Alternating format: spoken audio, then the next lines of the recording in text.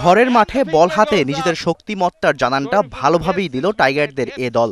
Toss জিতে batting নিয়ে যেন চোখে সর্ষে ফুল দেখেছে কিউই ব্যাটাররা। শরীফুলের ব্রেক থ্রু দিয়ে শুরু, দলীয় ১৩ রানেই প্যাভিলিয়নে ৪ ব্যাটার, ৪ জনই আউট হয়েছেন রানের খাতা না খুলেই। শরীফুল খালেদদের দিনে থেমে থাকেননি এবাদতও। ৭ রানে ক্লার্কসনকে সাজঘরে পাঠালে ৫০-এর আগেই ৫ উইকেট নেই ব্ল্যাক ক্যাপদের। ওপেনার রেইস মারিও লড়াই চালিয়ে যাচ্ছিলেন, তবে তানভীর বোলিংয়ে এলে আর রক্ষা হয়নি। স্ট্যাম্পিং হয়ে ৪২ রানেই থামতে হয় এই ওপেনারকে।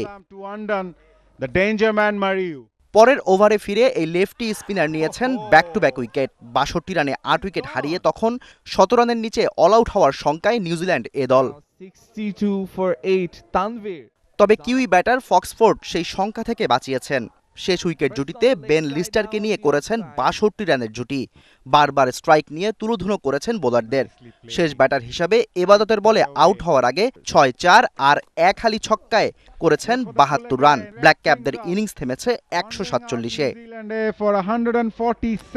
ছোট লক্ষ্য তাড়া করতে নেমে অ্যাটাকিং শুরু ওপেনার পারভেজ ইমনের। তবে বেশিক্ষণ ক্রিজে টেকেননি এই ব্যাটার। ১২ বলে ২৪ করে থামেন ক্লার্কের বলে।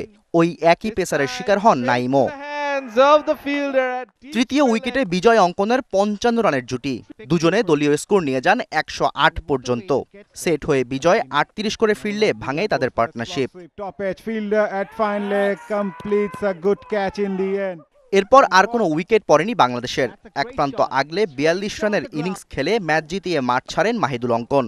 ক্যাপ্টেন সোহান অপরাজিত ছিলেন ২০ রানে। Shahriar Hossain, DBC news desk. Good finishing touch by the skipper.